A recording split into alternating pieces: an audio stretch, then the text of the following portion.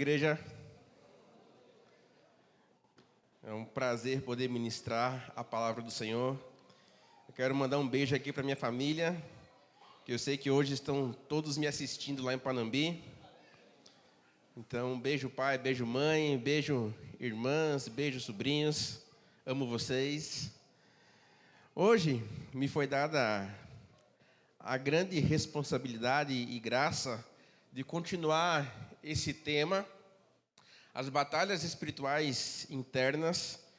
Me sinto muito honrado por esse privilégio de ministrar esse tema que tanto falou comigo e tenho certeza que tem falado com você também ao longo dessas ministrações.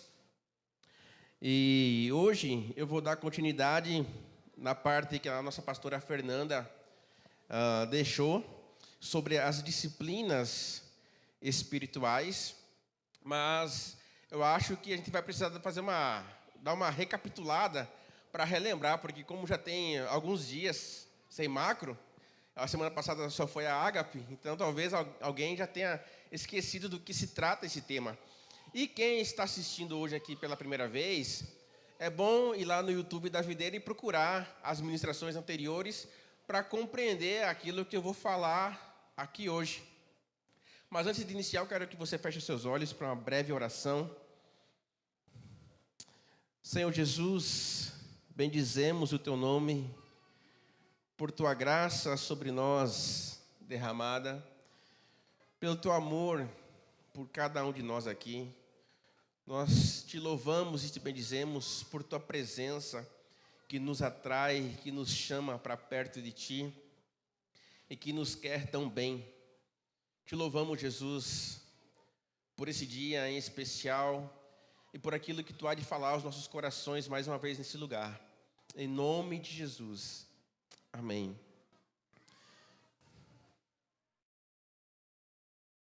Eu vou para onde? Rapaz, eu vou pedir perdão aos amados. É que eu não tenho muita habilidade com esses botões. Oi? Tá na setinha. Não está funcionando.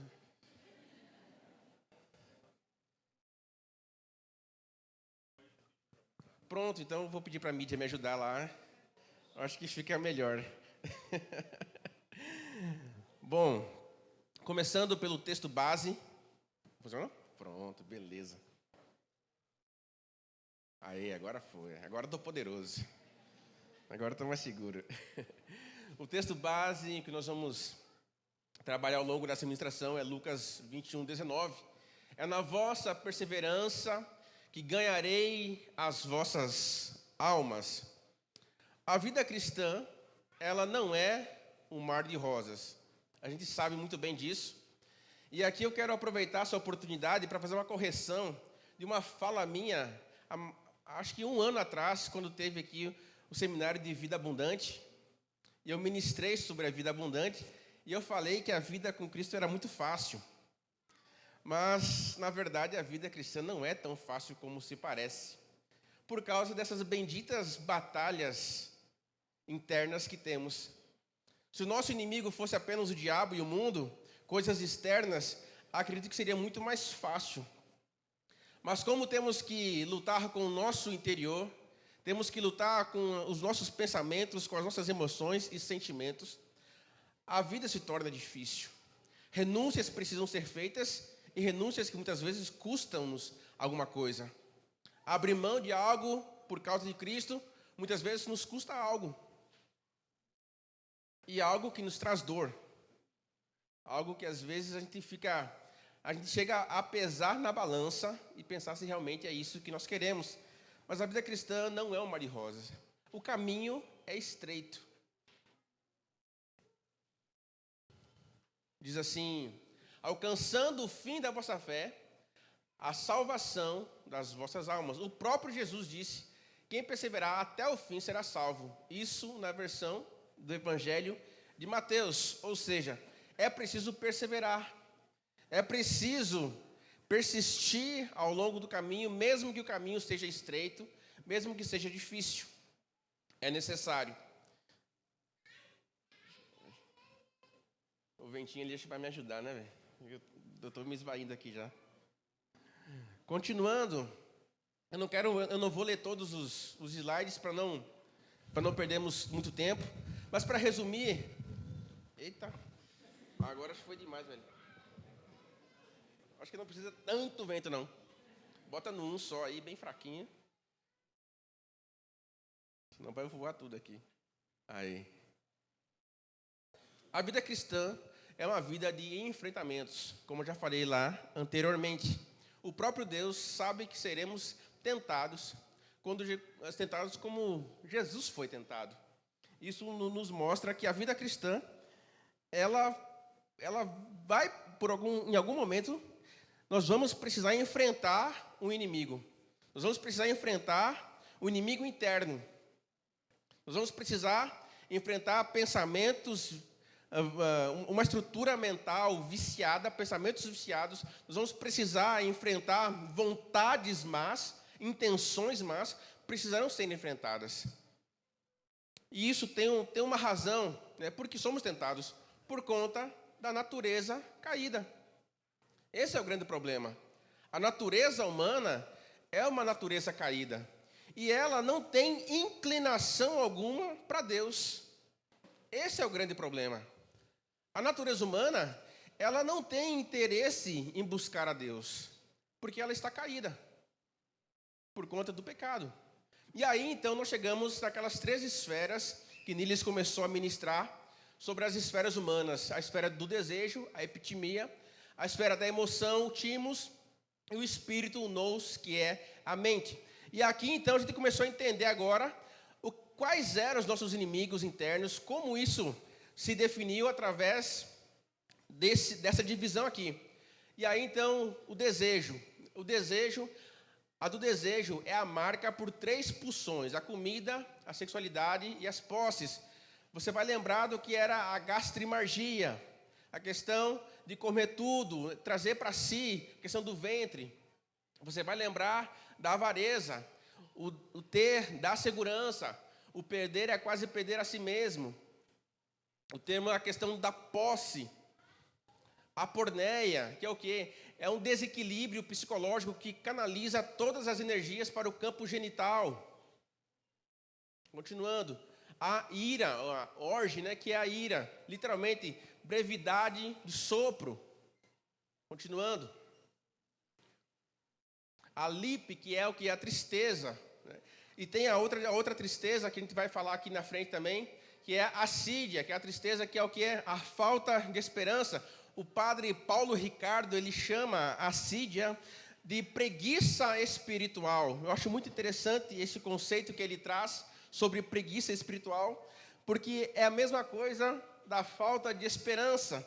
Então a pessoa, ela não quer ler a Bíblia, ela não tem interesse em ler a Bíblia, porque aquilo que está escrito para ela não tem valor.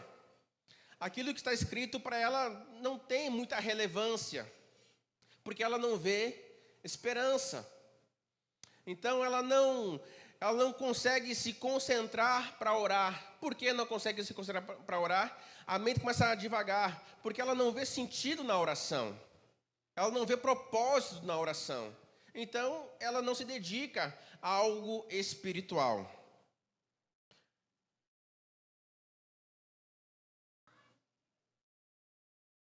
E nós temos a vanglória, que é a vaidade, é um outro tipo de pecado, de luta espiritual. Nós temos o orgulho, que é a raiz de todas as doenças. E aí, então, nós chegamos aonde a pastora Fernanda iniciou a ministração na última macro, que são as disciplinas espirituais. E é sobre isso que nós vamos tratar hoje aqui. Ela já falou de algumas, eu vou dar seguimento. Porque essas batalhas espirituais, elas são vencidas por disciplinas espirituais. Elas não são vencidas por métodos físicos, digamos assim, por métodos humanos, por hábitos. Eu vou levantar todo dia às 5 da manhã para ver se eu venço a assídia. Não é assim que funciona. Eu vou dormir todo dia às 9 horas, porque se eu dormir 8 horas por dia, eu venço a lipe, eu venço a porneia, eu venço a gastrimargia. Não é assim que funciona. Precisa, sim, de disciplinas espirituais, precisa de ações espirituais para que esses inimigos internos sejam vencidos. E a primeira coisa que Fernanda falou foi sobre o chão da realidade. Ouvimos todas essas doenças, que eu passei aqui rapidamente, essas pulsões, mas como ter vitória sobre elas? Como deixar de nos tornar escravos desses pecados que tão de perto nos rodeia? Como fechar essa brecha para que Satanás não tenha mais acesso à nossa vida? O caminho da cura é o mesmo para todos. Aquilo que se aplica a você, se aplica a mim. Todos nós estamos no mesmo caminho da cura. Não existe um caminho alternativo ou um caminho personalizado. O caminho é o mesmo para todos. E é preciso o quê? Identificar em que você, aquilo que foi falado.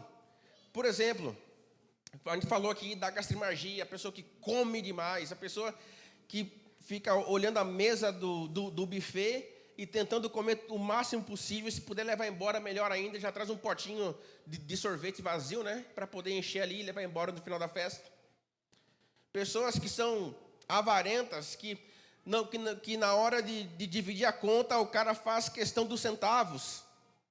Não, ó, deu 62,57 para cada um.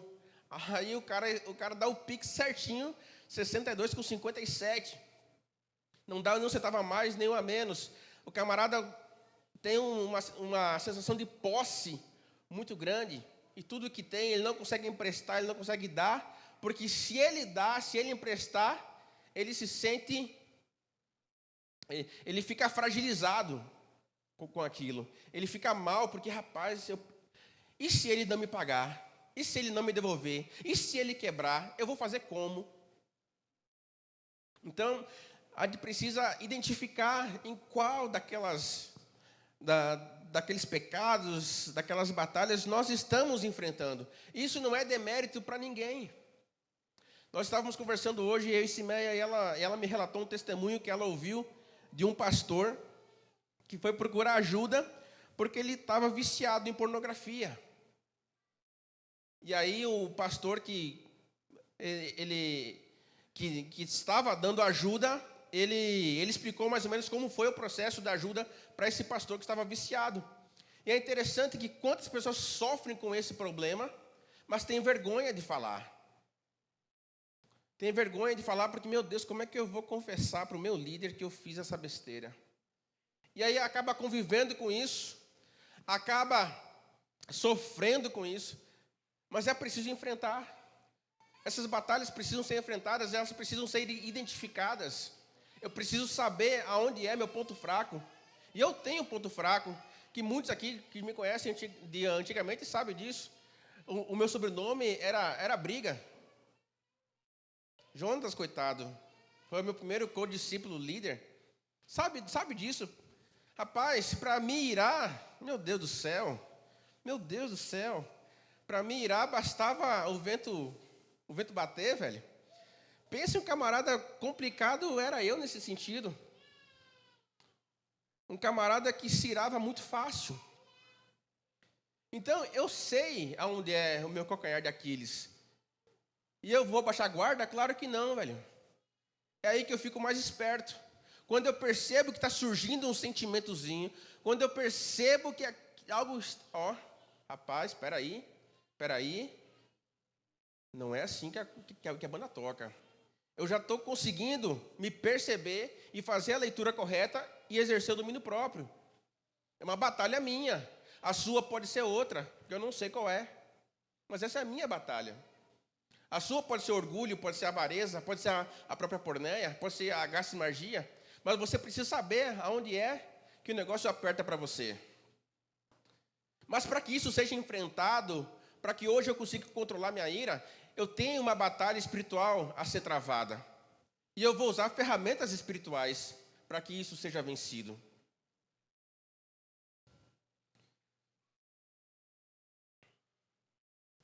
Aqui tem uma outra ferramenta, uma outra disciplina espiritual, que é o esvaziamento, que é a humildade. Fernando usou o texto de Filipenses 2:5-8, que fala sobre a atitude de Jesus.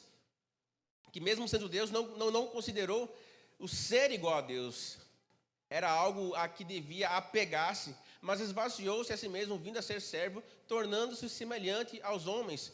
A humildade o que é humildade? A humildade é o saber a respeito da nossa própria verdade, nossa própria miséria, sobre as paixões que nos inquietam, sobre nossos próprios lados sombrios. Olha que negócio interessante. É saber a verdade sobre nós mesmos. Porque quando a gente sabe a verdade sobre nós mesmos, a gente para de julgar o outro, a gente para de comparar-se com o outro, e a gente vai tratar de si mesmo. Porque quando a gente não sabe o que está vivendo, não sabe o que está passando, é muito fácil de dar diagnóstico e dicas boas para os outros. É muito fácil. Mas quando eu faço uma autoanálise e eu vejo aonde eu preciso ser tratado, eu vejo aonde eu preciso ser curado, eu começo a andar em humildade. Eu começo a bater no peito e falar: Senhor, tem misericórdia de mim, porque sou pecador.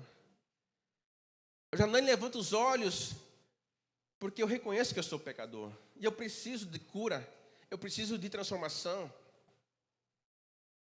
A humildade de Paulo, 2 Coríntios 12, verso 9 e verso 10. Então ele me disse: a minha graça é o que basta para você, porque o poder se aperfeiçoa na fraqueza.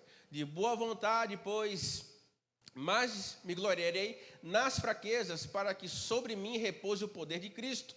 Por isso sinto prazer nas fraquezas, nos insultos, nas privações, nas perseguições, nas angústias, por amor de Cristo. Porque quando sou fraco, então sou forte. Você vai lembrar desse trecho que ele fala que tem um espinho na carne e ele pede para que Deus tire esse espinho. E o Senhor fala assim: a minha graça te é suficiente. Eu sei que há esse espinho, eu sei que você enfrenta isso, mas a minha graça, ela é superior ao que você tem. E essa graça que eu lhe dou, Paulo, é o que vai fazer você vencer. É o que vai fazer de você forte na sua fraqueza. Perceba que é algo espiritual. O arrependimento e confissão. Quem oculta os seus pecados não prospera. Quem os confessa ou abandona, recebe misericórdia. Pecado assumido, pecado confessado, pecado arrependido. Você precisa ter a coragem, a humildade de expor à luz o seu coração através da confissão. É preciso que entre luz nas trevas para que elas sejam dissipadas. E essa luz vem por meio de confissão. A hora que você abre a boca e você coloca para fora aquilo, a luz está entrando e você está sendo curado, está sendo liberto disso.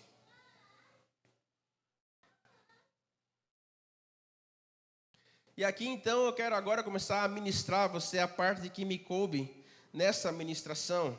O louvor como disciplina espiritual.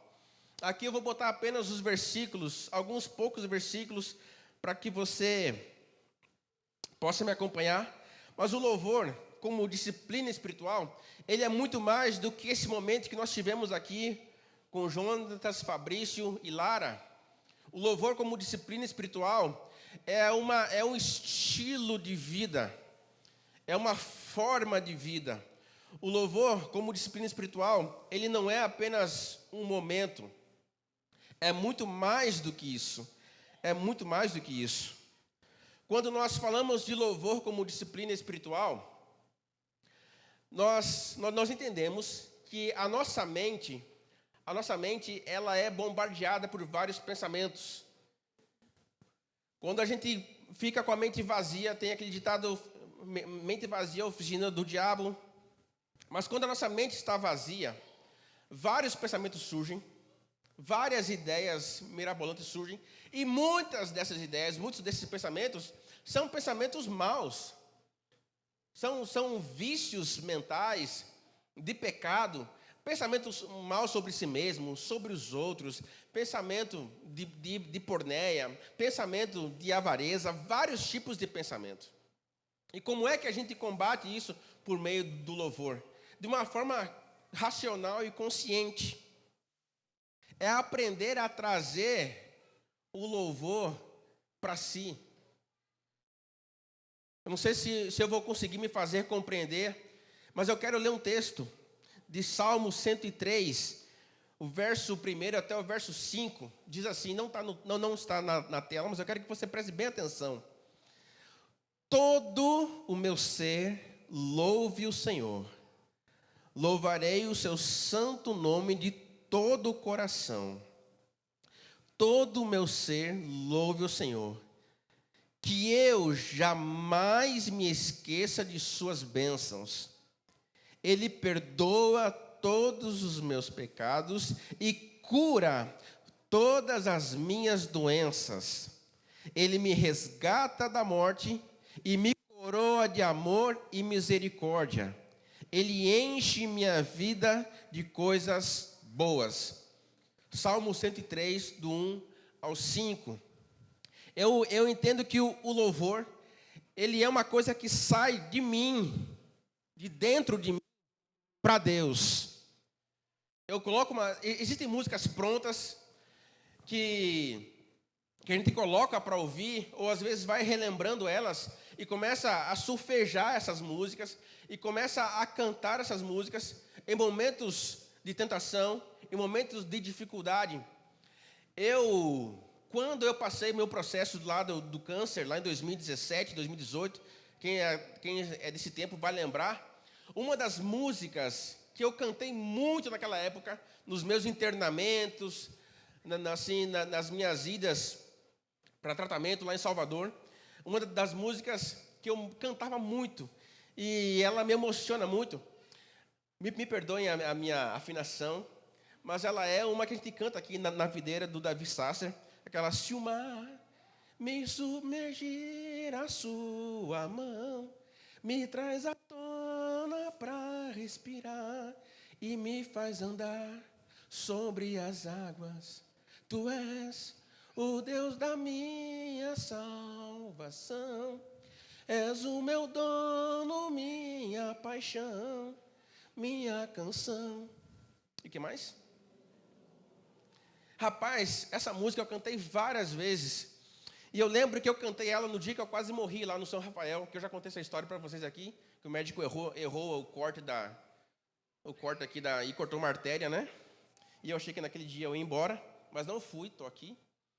Mas essa música eu cantei naquele dia. Essa música eu cantei. E ela é uma verdade para mim. Se o mar me submergir, a tua mão me traz à tona para respirar. Então eu uso o louvor como ferramenta para bloquear qualquer tipo de pensamento ruim. Está entendendo? Então quando eu me sinto tentado, e eu sei quando estou sendo tentado, eu submeto a minha mente a Cristo, por meio do louvor. Eu começo a lembrar: não há nada melhor, não há nada melhor, não há nada melhor que o meu Deus. Então eu começo a cantar isso, eu trago essa verdade de dentro de mim. Então assim, se não há nada melhor, o que essa desgraça de pecado tem a ver comigo? Você entende? E eu começo a encher a minha mente de louvor. Eu começo a encher a minha mente daquilo que eu sei cantar, das músicas que eu conheço. Preste atenção nos salmos. Eu não sei se você tem o hábito de ler os salmos e pesquisar um pouquinho a mais do que cada livro, como cada livro é escrito. Se você parar para ver, os salmos são canções de Davi, de Asaf e de alguns outros escritores. E você perceba que muitas dessas lindas canções que nós cantamos aqui, inclusive Salmo 34 a gente canta aqui, e outros salmos, foram escritos em momentos de aflição. Foram escritos em momentos de dificuldade. Aí você pensa comigo, como pode um momento de tribulação, um momento de aperto de mente, de aperto de alma, produzir uma canção tão linda? Como é que a música? Com amáveis são os teus tabernáculos, Senhor dos exércitos. A minha alma suspira e desfalece pelos seus atos. Rapaz, como alguém que está sendo perseguido pelo filho, como alguém que está com a espada no pescoço, produz uma canção tão linda? É porque o louvor saiu de dentro. Ele estava cheio das verdades, ele estava cantando as verdades de quem Deus é. Está vendo como o louvor é uma ferramenta maravilhosa para vencermos essas batalhas internas? O texto de Mateus, capítulo 15, verso 8 e verso 9, Jesus ele vai trazer uma fala de Isaías 29, que ele fala assim: esse povo me honra com os lábios, mas o coração está longe de mim. A sua adoração é falsa, porque se baseia em ideias humanas que se transformam em mandamentos divinos. Está lá em Lucas 15, verso 8 e verso 9. Não tem, o contexto não é o mesmo sobre o louvor, porque os fariseus vão lá e, Jesus, por que os teus discípulos não lavam a mão para comer? É uma questão de tradição. E Jesus fala isso. E acontece muito no louvor essa mesma situação. A pessoa está cantando aqui: cantarei teu amor para sempre, levanta a mão, mas a mente está distante. A mente está preocupada com a conta de amanhã, a mente está preocupada com tantas obrigações e atribuições, que está cantando uma coisa, mas o coração não está naquela canção. O coração não está naquela música. O coração não está naquela adoração. Podemos sim ser traídos por isso. A boca confessa algo, mas o coração está inclinado para outra coisa. Doido para ir embora. Eu falei, rapaz, o que eu estou fazendo aqui ouvindo esse negão, velho? Talvez passe isso na sua mente agora. Espero que não, em nome de Jesus. Mas brincadeiras à parte, podemos ser traídos adorando. A boca falando, mas a mente divagando. O coração distante de Deus. Os textos que eu coloquei aí: salmodiai ao Senhor, vós que sois santos, e dai graças ao seu santo nome. Cantai louvores a Deus, cantem louvores ao nosso rei, cantem louvores, pois Deus é o rei de toda a terra. Louvem-no com salmo.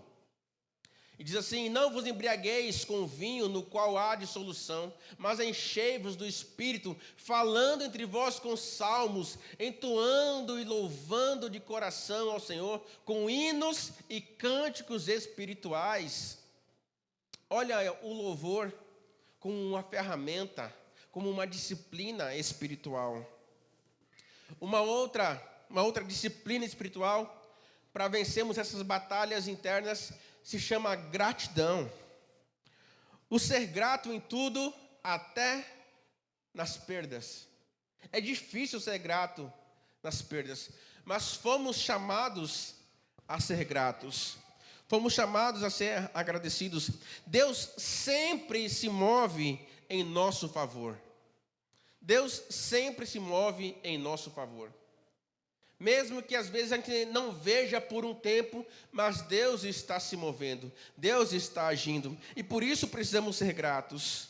Deus sempre quer o nosso bem. Deus não nos fez para o mal, e não nos fez para nos tratar mal. Pelo contrário, Ele quer o nosso bem sempre. Por quê? Porque Ele é um Pai amoroso. E nós podemos nos livrar da avareza, da tristeza, da ira, por meio da gratidão. Nos livramos da ansiedade, sendo gratos.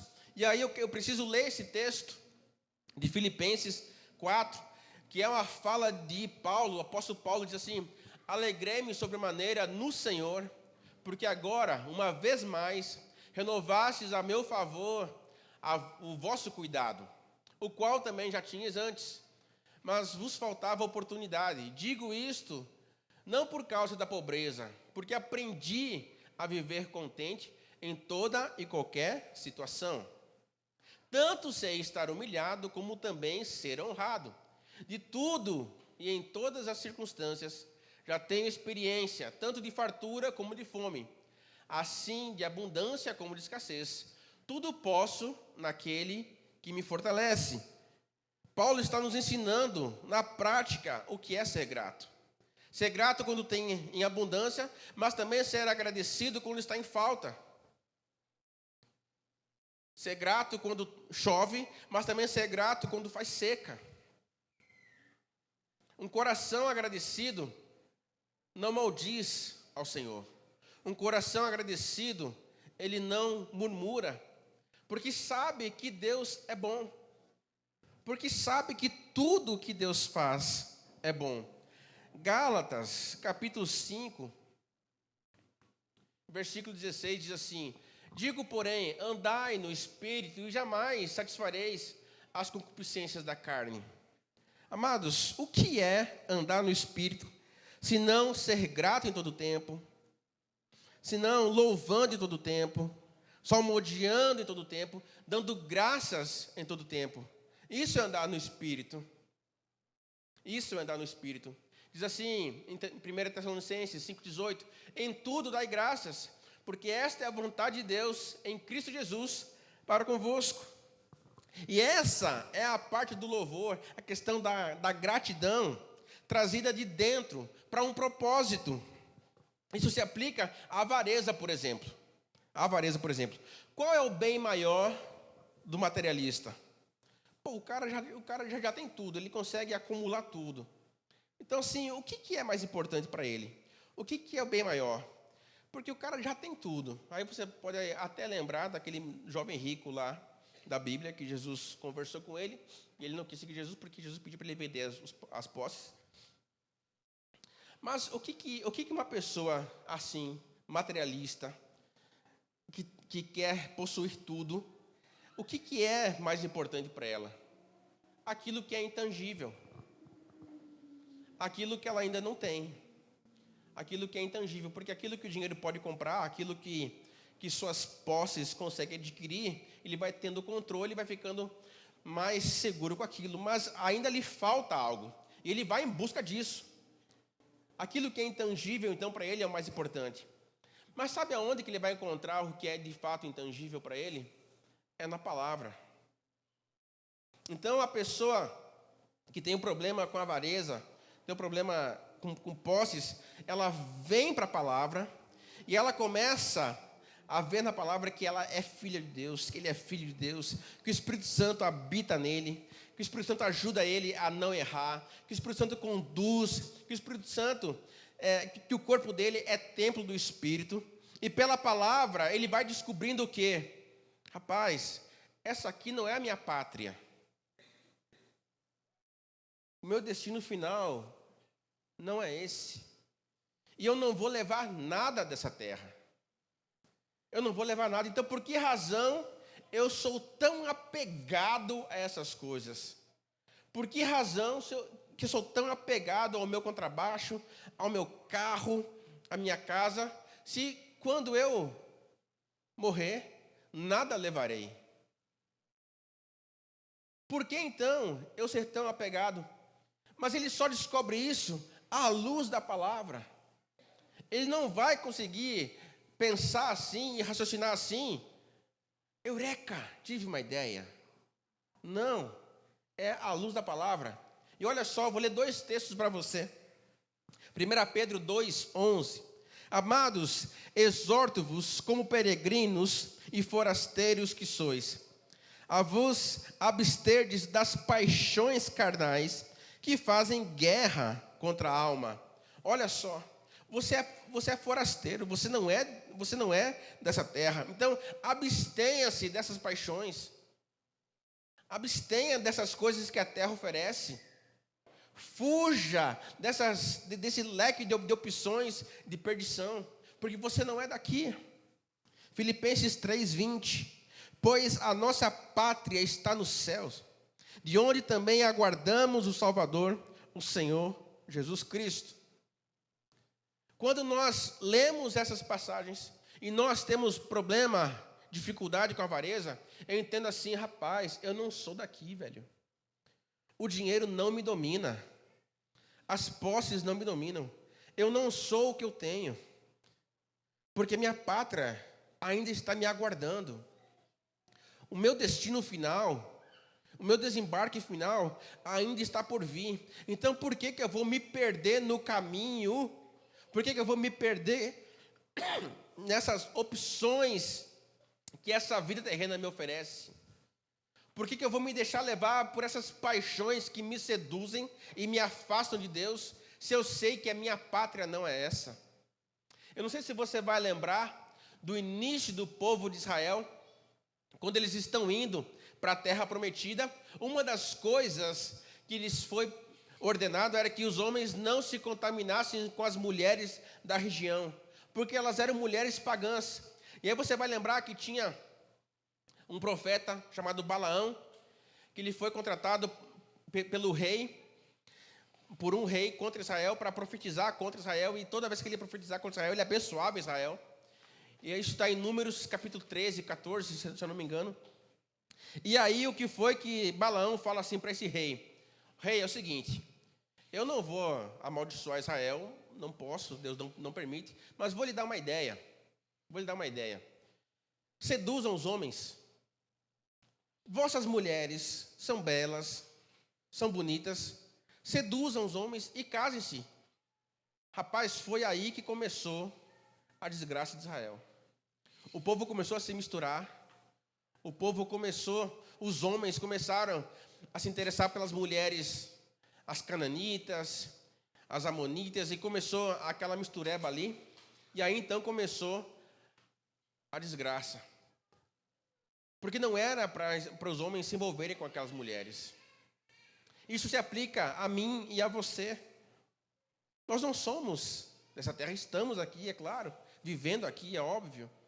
Mas há uma pátria, a nossa pátria verdadeira, ela nos espera. E nós vamos para lá. E lá sim estão os nossos reais valores. A nossa real recompensa está por vir. Precisamos entender que nada nos é devido. Eu sei que essa minha fala, ela pode gerar um pouco de conflito em alguns, porque sempre tem pessoas que sempre falam baseados nos seus direitos. Eu tenho o meu direito, eu tenho direito. Mas nada nos é devido. Tudo é dádiva. Inclusive a nossa existência. Estamos vivos não por mérito. Eu não me autogerei. Meu pai e minha mãe lá fizeram uma brincadeira e eu vim. E aí veio mais 2 irmãs. Mas alguém precisou me dar colo, cuidar de mim. Alguém precisou me vestir. Alguém precisou me dar algo para que eu pudesse viver. Então a minha existência não é mérito meu. Ninguém me deve nada. O que é que possuís sem que tenha recebido? Olha só o que diz 1 Coríntios capítulo 4, verso de número 7. Pois quem é que te faz sobressair? E que tens tu que não tens recebido? E se o recebe, por que te vanglorias, como se não tiveras recebido? Tudo que temos é dádiva. Tem um trecho de Evagrio Pontico que ele fala assim: para o rico tudo lhe é devido, para o pobre tudo lhe é dádiva. E eu achei isso fantástico. E é uma grande verdade, porque eu olho para Jesus, mesmo sendo rico, se fez pobre por amor de nós. Para o pobre, tudo é dádiva. Essa é uma grande verdade.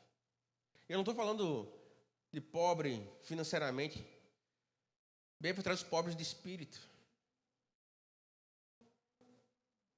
Eu estou falando que o que eu tenho, o que eu recebo é dádiva, é graça. E por entender que isso é dádiva, eu sou grato, eu sou agradecido. Precisamos aprender a lei do contentamento. Tu sabe qual é a lei do contentamento? Uma frasezinha também de Evagrio Pontico. Deseja tudo o que tens e terás tudo o que desejas. Deseja tudo o que tens e terás tudo o que desejas. Isso é o contentamento. Isso a gente pode basear em Filipenses 4, como acabamos de ler. E há uma outra disciplina, o lugar da palavra na renovação da mente. A palavra traz o remédio para a pessoa. Deus fala por meio da sua palavra. Não é uma caixinha de promessa.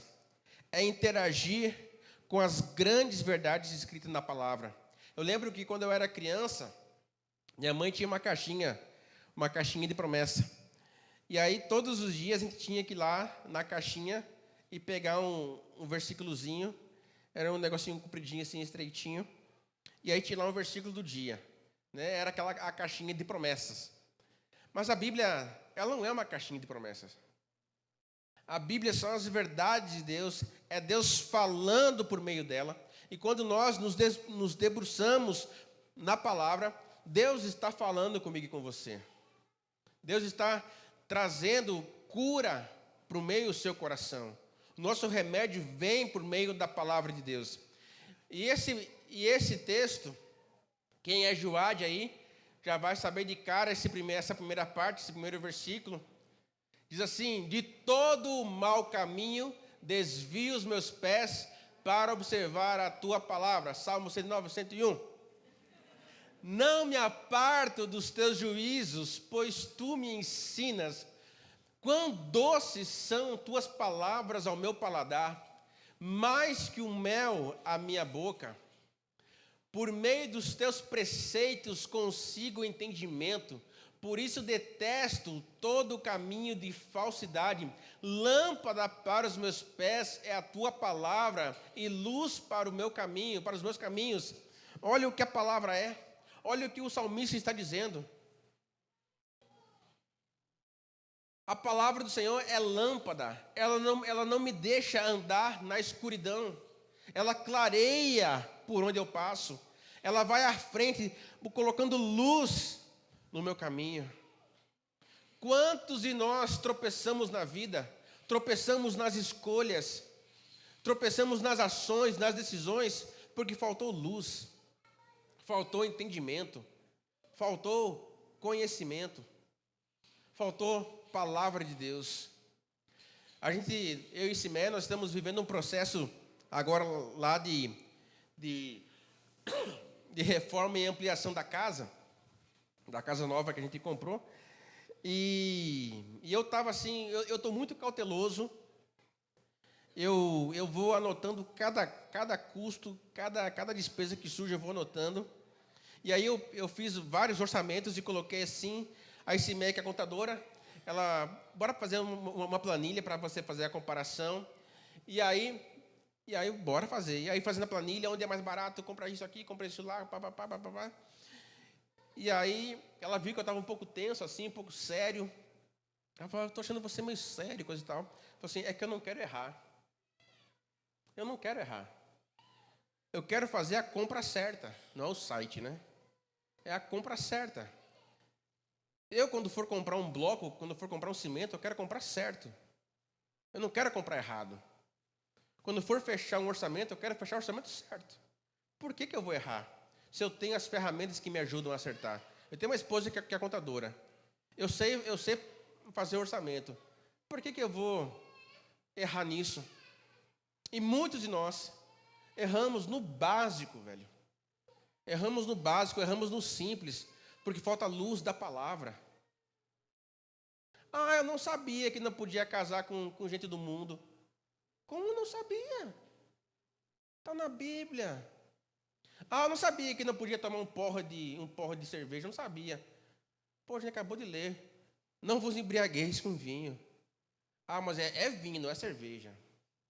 Ô, irmão, pelo amor de Jesus. Quantos vacilos nós damos por falta de revelação? E revelação já escrita, gente. Revelação já escrita há tantos mil anos. Salmo 19, verso 7 e verso 8. Olha a riqueza desse texto. A lei do Senhor é perfeita e restaura a alma. O testemunho do Senhor é fiel e dá sabedoria aos simples. Os preceitos do Senhor são retos e alegram o coração. O mandamento do Senhor é puro e ilumina os olhos.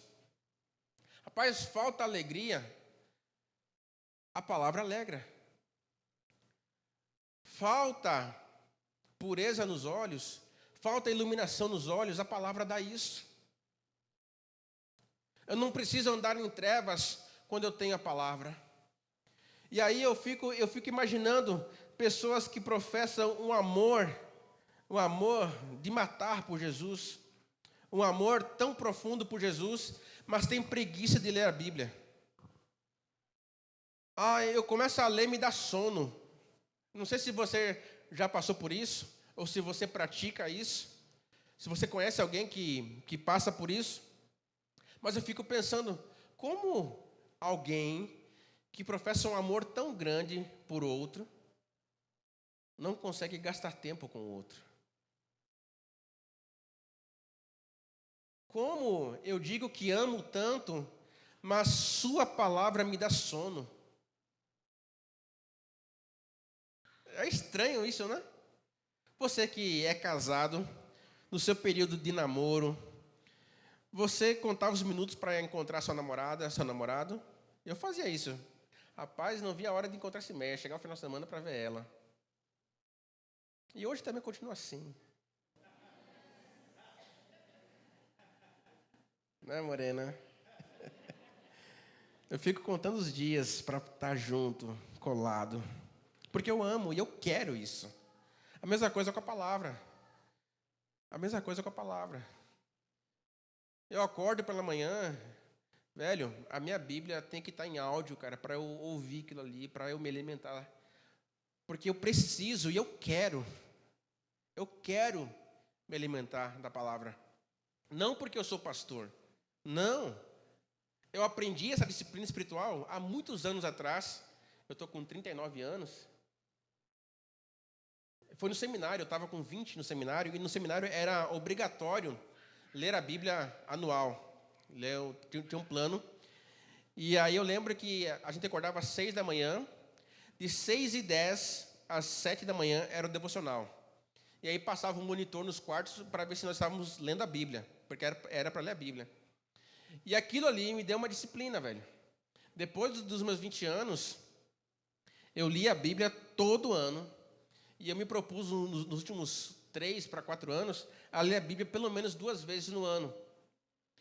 Não estou me comparando, não estou competindo com ninguém. É eu que quero isso. É eu que quero. E é impressionante, cada vez que eu leio, eu me apaixono mais ainda e descubro mais coisas novas. Falei, rapaz, como é que eu não li isso antes, velho? Já li tantas vezes e estou descobrindo isso agora. Porque assim é a palavra. Ela se renova. Ela não precisa ser atualizada. Ela se renova. A revelação salta. A revelação salta aos nossos olhos. Deus fala conosco através da sua palavra.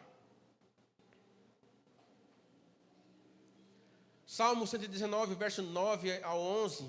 De que maneira poderá o jovem guardar puro o seu coração, o seu caminho? Outras versões falam o seu coração. Observando segundo a tua palavra. De todo o coração te busquei. Não me deixes fugir aos teus mandamentos. Guardo no coração as tuas palavras para não pecar contra ti. Olha que riqueza desse salmista. Olha que riqueza dessa escrita. Eu guardo no coração a palavra, porque eu sei que se ela estiver guardada, eu não vou pecar contra o Senhor. Aquele que me ama, guardará os meus mandamentos, disse Jesus. Então eu guardo no coração, porque eu não quero pecar. Eu não quero entristecê-lo. Eu não quero afastá-lo de mim por causa da minha pecaminosidade. Eu não quero me afastar por causa dos meus pensamentos maus. Eu não quero me afastar por causa das paixões e concupiscências. Eu não quero isso. É por isso que eu me alimento da palavra. Quando eu me percebo que estou sendo tentado, que estou com a mente querendo ficar vazia, eu boto a minha Bíblia em áudio e eu vou ouvir a Bíblia. Eu coloco um louvor e começo a sulfejar, porque eu não quero me perder. Eu não quero me perder. Lembra da perseverança? Pela sua perseverança salvarei as vossas almas. Então, eu estou perseverando. É fácil? Não. Mas eu preciso e eu quero.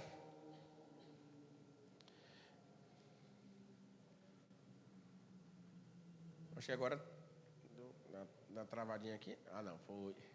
E aí chegamos então à última parte dessa noite. A dependência do Espírito como uma disciplina. Também o Espírito, semelhantemente, nos assiste em nossa fraqueza, porque não sabemos orar como convém, mas o mesmo Espírito intercede por nós, sobremaneira, com gemidos inexprimíveis. O Espírito Santo, ele intercede, e ele sabe da minha e da sua fraqueza. Ele sabe das nossas inconstâncias, e por saber como somos, por saber da nossa natureza, ele intercede por nós. A dependência do Espírito como disciplina. Ele nos ensina, o Espírito Santo, ele nos ensina.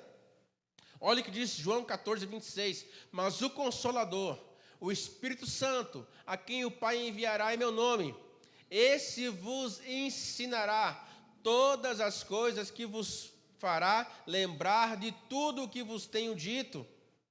O Espírito Santo ensina. O Espírito Santo, ele nos torna frutíferos. Olha só, mas o Espírito produz este fruto: amor, alegria, paz, paciência, amabilidade, bondade, fidelidade, mansidão e domínio próprio. Não há lei contra essas coisas. Aqueles que pertencem a Cristo Jesus crucificaram as paixões e os desejos de sua natureza humana. Uma vez que vivemos pelo Espírito, sigamos a direção do Espírito em todas as áreas da nossa vida. O Espírito, ele nos torna frutíferos, porque esse fruto do Espírito, ele vai se refletir nas nossas ações. Eu passo a ser manso, eu passo a amar, eu passo a ser bondoso, eu passo a ter domínio próprio. Minhas paixões, minhas concupiscências, elas não me dominam, elas estão controladas pelo Espírito. Eu não me sujeito a elas, são elas que se sujeitam ao Espírito que em mim habita. O Espírito Santo nos torna frutíferos. E aí eu quero já concluir, já para encerrar e para a gente orar. O horário já chegou. Essas disciplinas, elas são fundamentais para todo cristão. Uma vida de louvor, uma vida de gratidão, uma vida de meditação na palavra, uma vida de dependência no Espírito. Mas eu quero que você foque naquilo que eu falei aqui, como disciplinas espirituais para batalhas espirituais internas, para os inimigos que nós já vimos anteriormente. Eu quero que você olhe, porque se você olhar de um outro ponto de vista, que não seja esse, nessa noite, nesse momento, isso aí é tipo assim, Lucas, mas qualquer um faz. Qualquer um. Não, se eu falar isso para qualquer um, aí você matou toda a pregação, velho. Aí você botou tudo a perder. Eu quero que você tenha uma visão de disciplina espiritual para que essas batalhas sejam vencidas. Para que quando você estiver lá com o seu pensamento poluído, você conseguir limpar esse pensamento. Você conseguir dissipar esse pensamento por aquilo que você aprendeu hoje. Por aquilo que você ouviu hoje. Você aplica a palavra, você aplica o louvor, você aplica a gratidão. Está entendendo? É com essa visão que eu estou concluindo hoje, olhando essas disciplinas para que elas sejam como ferramentas para as nossas batalhas que vamos enfrentar. E vamos enfrentar. Você está vivo, você é um ser humano, uma hora ou outra isso vai aparecer. Você vai se sentir tentado, você vai se sentir com um desejo, uma pulsão para praticar um pecado. Mas você já tem as ferramentas. Pera aí, velho, bora cantar música. Grande é o Senhor e muito digno de louvor. E aí, quando o pensamento dissipa, nós precisamos vencer essas batalhas. A logismoi, como nós falamos anteriormente, como o Nilis falou, essa estrutura mental viciada, pensamentos repetitivos, pensamentos viciados, cíclicos, sempre fica no mesmo lugar, repetindo as mesmas coisas, caindo no mesmo pecado o tempo todo, sabe?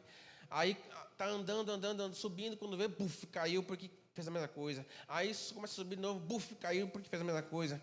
E a vida não passa daquele teto. São batalhas que precisam ser vencidas. E nós só conseguimos vencer por meio da palavra. Colossenses, capítulo 3, verso 1 ao verso 3, diz assim, ó. Uma vez que vocês ressuscitaram para uma nova vida com Cristo, tenham os olhos fixos nas realidades do alto, onde Cristo está sentado no lugar de honra, à direita de Deus. Pensem nas coisas do alto e não nas coisas da terra, pois vocês morreram para esta vida.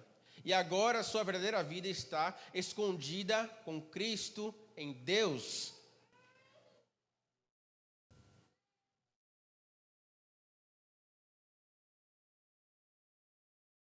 E o último texto. Por fim, irmãos, quero lhes dizer só mais uma coisa. Concentrem-se em tudo o que é verdadeiro, tudo o que é nobre, tudo o que é correto, tudo o que é puro, tudo o que é amável e tudo o que é admirável. Pensem no que é excelente e digno de louvor.